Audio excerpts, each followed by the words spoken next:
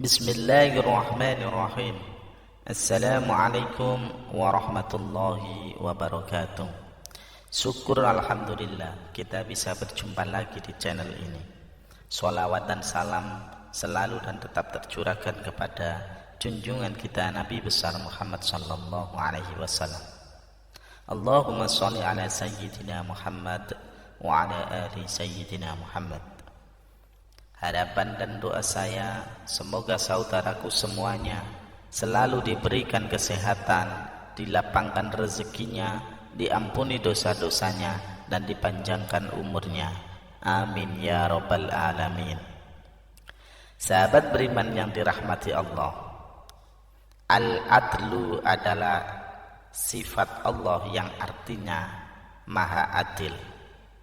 Keadilan Allah Subhanahu wa ta'ala bersifat mutlak dan sempurna, tidak dipengaruhi oleh apapun dan oleh siapapun. Segala yang Allah ciptakan mempunyai kelebihan dan kekurangan. Itu semua sudah diperhitungkan oleh Allah dengan matang. Semua yang Allah ciptakan sesuai dengan kodrat dan jenis makhluk tersebut, baik manusia, hewan, malaikat, tumbuhan, dan jin sekalipun mempunyai kelebihan dan kekurangan. Setan dan sebagian jin yang ingkar kepada Allah Subhanahu wa ta'ala menjadi makhluk yang menyesatkan, dan tipu daya mereka akan terus dilakukan dengan tujuan menjerumuskan manusia ke lembah kemaksiatan.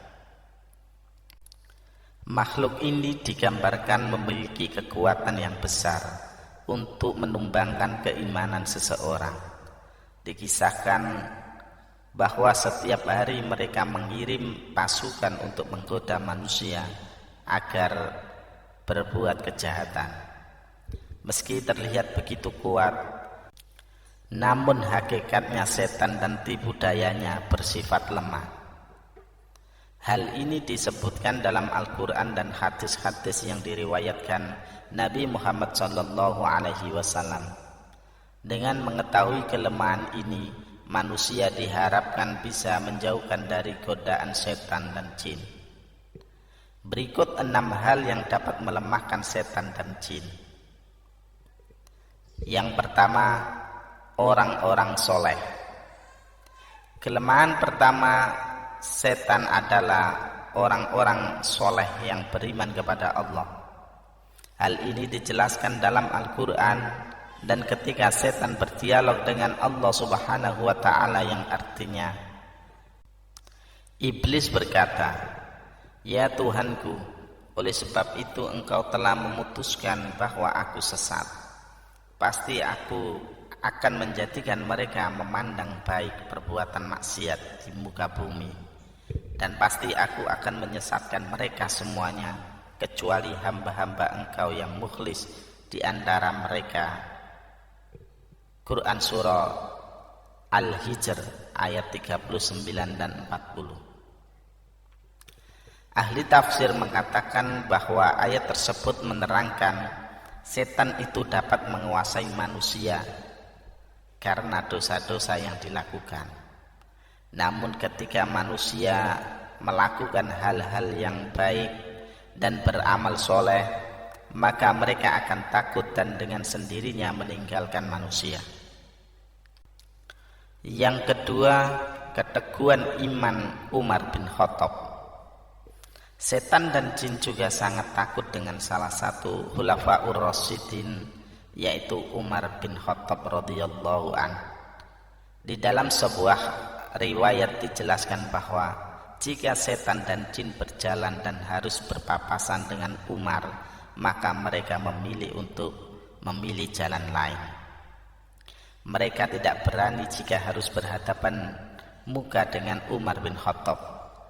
Hal ini disebabkan karena Umar betul-betul memegang ajaran agamanya dengan benar, serta menancapkan keimanannya dengan tangguh. Hal ini membuat setan ketakutan dan membuat mereka lari. Dalam sebuah hadis Rasulullah sallallahu alaihi wasallam bersabda kepada Umar, Sesungguhnya setan sangat takut olehmu, wahai Umar. Hadis riwayat Tirmizi. Ternyata tidak hanya kepada Umar saja, golongan ini juga takut dengan orang-orang yang beriman dan betul-betul menjaga keimanannya. Dalam Al-Bidayah wal Inayah, Ibnu Hatsir telah mengutip sebuah hadis berikut ini. Sesungguhnya orang mukmin akan dapat mengalahkan setannya, sebagaimana salah seorang dari kalian yang dapat mengendalikan untanya ketika bepergian. Hadis riwayat Ahmad. Bahkan jin kafir menyertai manusia bisa masuk Islam jika manusia yang diikuti memperteguh keimanannya. Hal ini sebagaimana disebutkan dalam sebuah hadis riwayat Imam Muslim berikut ini, yang artinya Rasulullah SAW bersabda, tidak ada seorang pun kecuali ia disertai oleh seorang korin penyerta dari jin dan seorang korin penyerta dari malaikat. Para sahabat bertanya, apakah termasuk Anda juga, wahai Rasulullah? Rasulullah menjawab, ya, termasuk saya. Hanya saja Allah menolong saya sehingga jin itu masuk Islam dan tidak pernah menyuruh saya kecuali untuk kebaikan. Hadis riwayat Muslim. Yang ketiga, jin atau setan tidak dapat menyerupai Rasulullah SAW. Kelemahan setan dan jin lainnya adalah tidak dapat menyerupai Rasulullah SAW. Sehingga jika seorang bermimpi bertemu dengan Rasulullah SAW dan memiliki ciri-ciri sesuai dengan literatur yang menggambarkan Nabi Allah ini, maka hal itu benar-benar Rasulullah, dan hadis sahih dikatakan yang artinya Rasulullah SAW bersabda, barang siapa yang bermimpi melihat aku, maka dia sungguh telah melihatku, karena setan tidak dapat menyerupaiku. Hadis riwayat Muslim. Yang keempat, tidak bisa melewati batas langit. Setan dan jin memang bisa bergerak cepat dan terbang layaknya malaikat, namun mereka tidak akan bisa menembus batas langit tertentu yang bisa dilewati oleh malaikat. Jika dipaksa melewati batas yang ditentukan, maka mereka akan hancur dan mati. Karena itu pula, jin tidak dapat mengetahui dan mencuri informasi dari langit, sehingga apa yang dibisikkan ke tukang-tukang ramal dan dukun adalah kebohongan semata. Yang kelima, pintu yang ditutup dengan menyebut nama Allah. Setan dan jin juga tidak bisa memasuki pintu yang ditutup dengan menyebut nama-nama Allah. Dalam sebuah hadis Rasulullah SAW bersabda, yang artinya, tutuplah pintu-pintu dan sebutlah nama Allah ketika menutupnya, karena setan tidak akan membuka pintu yang sudah terkunci dengan menyebut nama Allah. Tutup jugalah tempat air minum dan bejana-bejana karena sambil menyebut nama Allah.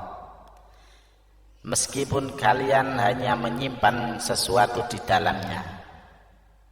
Dan ketika hendak tidur, matikanlah lampu-lampu kalian. Hadis riwayat Muslim. Yang keenam, jin takluk kepada Nabi Sulaiman. Di antara mukjizat Nabi Sulaiman adalah dapat menaklukkan jin dan setan, sehingga semuanya dapat bekerja atas perintahnya. Dan ini sebagaimana ditegaskan dalam Al-Quran berikut ini. Dalam Quran surah As-Sad ayat 36 dan ayat 38.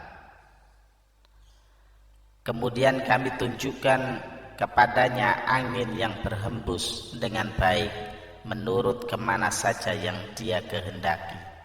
Dan kami tunjukkan pula kepadanya setan-setan semuanya ahli bangunan, penyelam dan setan yang lain yang terikat dalam belenggu. Quran Surah Sad ayat 36 dan 38. Mukjizat ini diberikan kepada Nabi Sulaiman sebagai pengabulan atas doanya yang mengatakan, dan berikanlah kepadaku kerajaan yang tidak diberikan kepada seseorang setelahku. Quran Surah Sad ayat 35. Doa Nabi Sulaiman ini menyebabkan Rasulullah tidak jadi untuk mengikat jin yang datang melemparkan anak panah ke muka beliau. Dalam sebuah hadis Muslim dikatakan dari Abu Darda berkata, suatu hari Rasulullah Shallallahu Alaihi Wasallam bangun. Tiba-tiba kami mendengar Rasulullah mengatakan, aku berlindung kepada Allah darimu. Kemudian Rasulullah Shallallahu Alaihi Wasallam berkata, Allah telah melaknatnya sebanyak 3 kali. Rasulullah lalu menghamparkan tangannya seolah-olah beliau sedang menerima sesuatu. Ketika Rasulullah selesai sholat, kami bertanya, wahai Rasulullah, kami mendengar Anda mengatakan sesuatu yang belum pernah kami dengar sebelumnya. Kami juga melihat Anda membukakan kedua tangan Anda. Rasulullah menjawab, barusan iblis musuh Allah datang membawa anak panah api untuk ditancapkan di muka saya. Lalu saya berkata, aku berlindung kepada Allah dari ini sebanyak 3 kali. Kemudian saya juga berkata, Allah telah melaknatmu dengan laknat yang sempurna sebanyak 3 kali. Kemudian saya bermaksud untuk mengambilnya. Seandainya saya tidak ingat doa saudara kami Nabi Sulaiman, tentu saya akan mengikatnya sehingga menjadi mainan anak-anak penduduk Madinah. Sahabat beriman yang dirahmati Allah, demikianlah 6 hal yang membuat setan dan jin lemah. Semoga Allah Subhanahu wa ta'ala melindungi kita semua dari godaan setan-setan yang terkutuk. Amin ya rabbal alamin. Wallahu a'lam bishawab. Demikian yang bisa saya bagikan, semoga bermanfaat untuk kita semua. Assalamualaikum warahmatullahi wabarakatuh.